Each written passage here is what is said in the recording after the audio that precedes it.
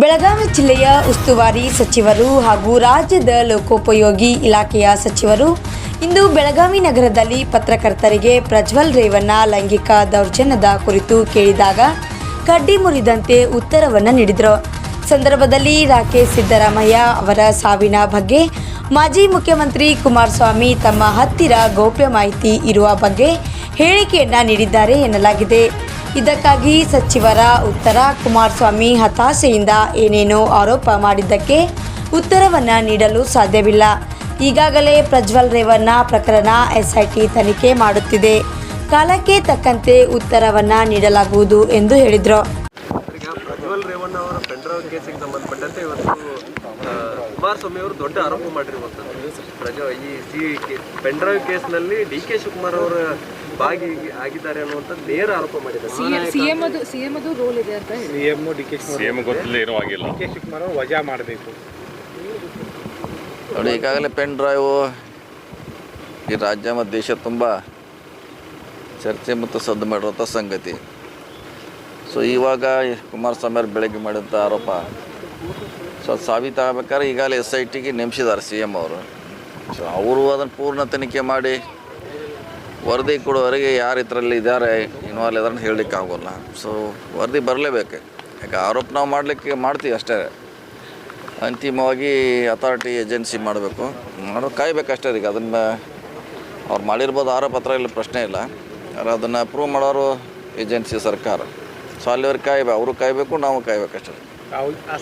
ಹೆಣ್ಮಕ್ಕಳನ್ನ pen drive ಎಲ್ಲ ಬಿಡುಗಡೆ ಮಾಡಿದಂಥ ಏನಿದಲ್ಲ, ಆ ಹೆಣ್ಮಕ್ಕಳ ಇವತ್ತು ಅವ್ರ ಜೀವನ ಮರ್ಯಾದೆ ಉಳಿಸ್ಬೋದಾಗಿತ್ತು CM ಅವರು ಇದು ಮಾಡಿದರೆ. ಅಲ್ಲ, ಅದು ಯಾರು ಮಾಡ್ಯಾರ ಅನ್ನೋದು ಆದ್ಮೇಲೆ ಪ್ರೂವ್ ಆಗಬೇಕಲ್ಲ. ಈಗ ಯಾರ ಮ್ಯಾಗ ಆರೋಪ ಮಾಡಿದಾರೆ, ಓಕೆ, ಅದು ಕರೆಕ್ಟ್. ಆದರೆ ಪ್ರೂವ್ ಆಗಬೇಕಲ್ಲ, ಇವರೇ ಮಾಡಿದಾರಂತ ಈಗ ಹೇಳಲಿಕ್ಕೆ ಆಗೋಲ್ಲ. ನಾಳೆ ಬೇರೆಯವರೇ ಎಲ್ಲಿ ಹೋಗ್ಬೋದಲ್ಲ, ತನಿಖೆ ಯಾವುದೋ ದಿಕ್ಕಿನಲ್ಲಿ ಹೋಗ್ಬೋದು, ಮತ್ತೆ ಯಾರು ಮಾಡಿರ್ಬೋದು, ಇವರೇ ಅಂತ ಹೇಳಲಿಕ್ಕೆ ಸದ್ಯಕ್ಕೆ ಆಗೋಲ್ಲ. ಆದರೆ ತನಿಖೆ ಪೂರ್ಣಗೊಂಡ ನಂತರ ಅದಕ್ಕೆ ಏನಾರು ಒಂದು ಅಂತಿಮವಾಗಿ ಹೇಳ್ಬೋದು. ಈಗ ಕುಮಾರಸ್ವಾಮಿ ಅವರು SITಯನ್ನು ಯಾರು ರಚನೆ ಮಾಡಿದ್ದಾರೆ ಅವರೇ ವಿಡಿಯೋ ಹಿಂದೆ ಇರುವಂಥದ್ದು, ಅವರೇ ಬಿಡುಗಡೆ ಮಾಡಿರುವಂಥದ್ದು. ಸರ್ಕಾರದಲ್ಲಿ ಮಹಾನಾಯಕ ಅಂತ ಡೈರೆಕ್ಟ್ ಹೆಸರು ತೊಗೊಂಡಿದ್ದಾರೆ, ಶಿವಕುಮಾರ್ ಹೆಸರು ತೊಗೊಂಡಿದ್ದಾರೆ. ಇಲ್ಲ, ಅದೇ ಹೇಳಿ ತೊಗೊಂಡಿರ್ಬೋದು, ತೊಗೊಳ್ಳಿಕ್ಕೆ ಅವ್ರಿಗೆ ಅಧಿಕಾರ ಇದೆ, ಅವ್ರದ್ದು ಹೇಳಿರ್ಬೋದು. ಅದ್ರ ಬಗ್ಗೆ ನಂದು ವಾದಿಲ್ಲ. ಆದರೆ ಇವಾಗ ಈಗ ನಮ್ಮ DCM ಆಗಲಿ ಬೇರೆ ಯಾರೇ ಆಗಲಿ ಅವ್ರ ಮ್ಯಾಗ ಆಗ್ಬೇಕ್ರಿ ಅಥಾರಿಟಿನ ಫೈನಲ್. ಅಲ್ಲಿವರೆಗೆ ನಾವು ಏನು ಹೇಳೋಕ್ಕಾಗಲ್ಲ, ಆರೋಪ ಅಷ್ಟೇ. ಅಲ್ಲಿವರೆಗೆ ಕಾಯ್ಬೇಕಷ್ಟೇ, ಅದನ್ನ ಬಿಟ್ಟು ಬೇರೆ ದಾರಿ ಇಲ್ಲ ರೀ. ಈಗ ಕುಮಾರಸ್ವಾಮಿ ಅವರು ಮತ್ತೊಂದು ಆರೋಪ ಮಾಡಿದ್ದಾರೆ ಸರ್. ರಾಕೇಶ್ ಅವ್ರ ನಿಧನ ನಂತರ ಅವ್ರ ಮನೆಯಲ್ಲಿ ಏನೇನಾಯಿತು, ಸಿದ್ದರಾಮಯ್ಯನವ್ರ ಮನೆಯಲ್ಲಿ ಎಲ್ಲ ಗೊತ್ತೈತೆ, ಅದನ್ನ ಬಯಲಿ ತರ್ತೀನಿ ಅಂತ ತಂದಿದ್ದಾರೆ. ಅವಾಗ ಅವ್ರನ್ನ ಸೇವೆ ಮಾಡಿದ್ದು ಪ್ರಧಾನಮಂತ್ರಿಗಳಂತಲೇ ಹೇಳಿದ್ದಾರೆ. ಏನು ಸರ್ ಅವಾಗ ಏನಾಗಿತ್ತು ರಾಕೇಶ್? ಅವ್ರ ಕುಟುಂಬದ ಪ್ರಕರಣ ಇದೆ. ಪ್ರಕರಣದಲ್ಲಿ ಆ ವಿಚಾರವನ್ನು ಕೂಡ ಮುಂದಿನ ದಿನದಲ್ಲಿ ಬೆಳಕಿಗೆ ತೊಗೊಂಬರ್ತೀನಿ. ಆ ವಿಚಾರ ಕುಟುಂಬದಾದಂಥ ವಿಚಾರ ಏನಿದೆಯಲ್ಲ, ಅವಾಗ ಪ್ರಧಾನಮಂತ್ರಿ ಮೋದಿ ಮತ್ತು ಸುಷ್ಮಾ ಸ್ವರಾಜ್ ಅವಾಗ ಸಹಾಯ ಮಾಡಿದರು. ಆ ಸೌಜನ್ಯತೆ ಮರ್ಯಾದೆ ಉಳಿಸುವಂಥ ಕೆಲಸವನ್ನು ಮಾಡಿದ್ರು ಅನ್ನೋ ಇಲ್ಲ. ಅದು ನೋಡಿ, ಅದಕ್ಕೂ ಈಗ ಆಗಿರೋ ಘಟನೆ ಅದು ಸುಮಾರು 5 ವರ್ಷ ಮೇಲಾಗಿರಬೇಕು. ಆ ಘಟನೆ ಬೇರೆ, ಈ ಘಟನೆ ಬೇರೆ.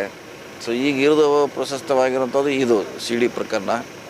ಆದಷ್ಟು ಬೇಗ ತನಿಖೆಗೆ ಒತ್ತಾಯ ಮಾಡೋದು ಒಂದೇ ಪರಿಹಾರ. ಅವರು ಮಾಡಬೇಕು, ನಾವು ಮಾಡಬೇಕಷ್ಟೇ. ರಮೇಶ್ ಜಾರಕಿಹೊಳಿ ಅವರು CD ಕೇಸ್ ಬಂದಾಗೂ ಕೂಡ ಡಿ.ಕೆ. ಶಿವಕುಮಾರ್ ಹೆಸರು ಮುನ್ನೆಲೆಗೆ ಬಂದಿತ್ತು. ಈ ಕೇಸಲ್ಲೂ ಅವ್ರ ಹೆಸರು ಮುನ್ನೆಲೆಗೆ ಬಂದಿದೆ. ಸೊ ರಮೇಶ್ ಜಾರಕಿಹೊಳಿ ಅವ್ರ ವಿಚಾರದಲ್ಲೂ ಅದು ತಾರ್ಕಿಕ ಅಂತ್ಯ ಕಾಣಲಿಲ್ಲ. ಅದು ಪೂರ್ಣಗೊಳ್ಳೋದಿಲ್ಲ, ಅದು ಅಂತಿಮವಾಗಿ ಅದು ಆಗಲಿಲ್ಲ. ಹೀಗಾಗಿ ನೀವು ಹೇಳ್ದಂಗೆ ಅರ್ಧಕ್ಕೆ ಇನ್ನೂ ನಿಂತಿದೆ. ಅದು ರಾಜಕೀಯ ಷಡ್ಯಂತ್ರ ಹೇಳಲಿಕ್ಕಾಗಲ್ಲ. ಯಾವ ಕಾರಣಕ್ಕೆ ಮಾಡಿದಾರೆ, ಯಾರು ಮಾಡ್ಯಾರ, ಸೊ ಕಾದು ನೋಡ್ಬೇಕಷ್ಟೇ. ಈಗ ಹೇಳಲಿಕ್ಕಾಗಲ್ಲ. ಈಗ ಅವ್ರು ಆರೋಪ ಮಾಡಿದಾರೆ, ಈಗ ಇವರೇ ಮಾಡಿದಾರೆ ಅಂತ ಹೇಳಲಿಕ್ಕಾಗಲ್ಲ ಅಲ್ರಿ. ಮುಖ್ಯ ಆರೋಪ ಮಾಡಿದ್ದು ಏನಂದ್ರೆ ಸರ್, ಡಾಕ್ಟರ್ ಡ್ರೈವರ್ ಕಾರ್ತಿಕ್ ಅವರು, ಆಮೇಲೆ ಏನು ಅಡ್ವೊಕೇಟ್ ಇದ್ದಾರೆ ದೇವರಾಜ್ ಅವರು ಎಲ್ಲ ಕೂಡ ಡೈರೆಕ್ಟಾಗಿ ಶಿವಕುಮಾರ್ ಜೊತೆ ಸಂಪರ್ಕದಲ್ಲಿದ್ದಾರೆ. ಅವರೇ ವಿಡಿಯೋಜನ್ ರಿಲೀಸ್ ಮಾಡಿದ್ದು ಮತ್ತು ಲಕ್ಷಾಂತರ ಪೆಂಡ್ರೈವ್ ಹಚ್ಚಿದವರು ಅವರೇ.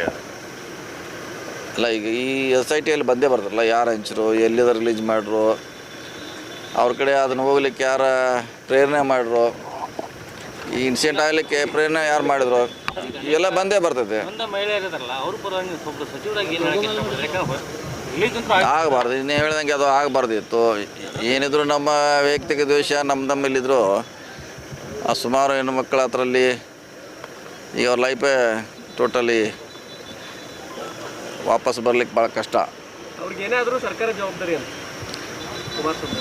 ಇಲ್ಲ, ಸರ್ಕಾರ ಜವಾಬ್ದಾರಿ ಆಗೋಲ್ಲ. ಸರ್ಕಾರ ಯಾರು ಆರೋಪಿ ಇದಾರೆ ನಾವು ಹಿಡಿದು ಶಿಕ್ಷೆ ಕೊಡಿಸೋ ಅಷ್ಟೇ ಜವಾಬ್ದಾರಿ. ಸರ್ಕಾರ ಜವಾಬ್ದಾರಿ ಆಗೋಲ್ಲ ರೀ. ಯಾಕೆ ಈ ಥರ ಸರ್ಕಾರ ಪಾತ್ರ ಏನಿಲ್ಲ ಅಂತ ನಮ್ಮದು ಮತ್ತು SIT ನೇಮಿಸಿದ್ದೀವಿ. ಸೊ ಕಾದು ನೋಡೋಣ ಬರಲಿ. ಇಂಥ ಕೇಸಲ್ಲಿ ಪದೇ ಪದೇ DK ಶಿವಕುಮಾರ್ ಅವ್ರ ಹೆಸರು ಕೇಳಿ ಬರುತ್ತೆ. ಈಗ ನೋಡೋಣ, ತನಿಖೆ ಅಂತ ನೇಮಿಸಿದ್ವಿ. ಅದರಲ್ಲಿ ಎಲ್ಲ ಬರ್ತದ್ರಿ, ಯಾರ್ಯಾರು ಇದ್ದಾರೆ ಎಲ್ಲರದ್ದು ಪಾತ್ರ ಸ್ಪಷ್ಟವಾಗಿ ಹೊರಗೆ ಬರ್ತದೆ. ಆದಷ್ಟು ಬೇಗ ನಮ್ಮ ಒತ್ತಾಯ ಅಷ್ಟೇ, SIT ಬೇಗ ತನಿಖೆ ಪೂರ್ಣಗೊಳಿಸಬೇಕು. ಆರೋಪ ಕೇಳಿ ಬಂದಂಥ ಸಂದರ್ಭದಲ್ಲಿ ಈ ಹಿಂದೆ ಈಶ್ವರಪ್ಪ ಅವ್ರದ್ದು ರಾಜೀನಾಮೆ ತಗೊಂಡಿದ್ರು. ಈಗ DK ಶಿವಕುಮಾರ್ ಮೇಲೆ ಆರೋಪ ಕೇಳಿ ಬರ್ತಾ ಇದೆ. ನೈತಿಕತೆ ಇದ್ರೆ ಅವರು ಇಲ್ಲ ನೋಡಿ, ಅದು ಬೇರೆ. ಅವರು ನೇರವಾಗಿ ಅವರ ಹೆಸರನ್ನು ಬರೆದಿಟ್ಟು ಆತ್ಮಹತ್ಯೆ ಆಗಿದ್ರು. ಮತ್ತು ಅವ್ರ ಪತ್ನಿ ಕೂಡ ಮಂತ್ರಿ ಹೆಸರು ಹೇಳಿದರು. ಸೊ ಅದು ವಿಷಯ ಬೇರೆ, ಈ ವಿಷಯ ಬೇರೆ. ತನಿಖೆ ಆಗಲೇಬೇಕು. ನಂತರ ಇದು ಮುಂದಿನ ಹೆಜ್ಜೆ. ಸರ್, ಇಂಥ ಸಂಸ್ಕೃತಿ ಚೆನ್ನಾಗಲ್ವ ರಾಜಕಾರಣದಲ್ಲಿ? ಆಗಬಾರ್ದು. ಯಾವುದೇ ಇದಕ್ಕೆ ಮಾಡಲಿಕ್ಕೆ ಅದಕ್ಕೆ ಹೋಗಬಾರ್ದು, ಅಷ್ಟೇ ಆಗಬಾರ್ದು. ಮಾಡೋರಿಗೆ ಕಠಿಣ ಶಿಕ್ಷೆ ಆಗಬೇಕು. ಓಕೆ.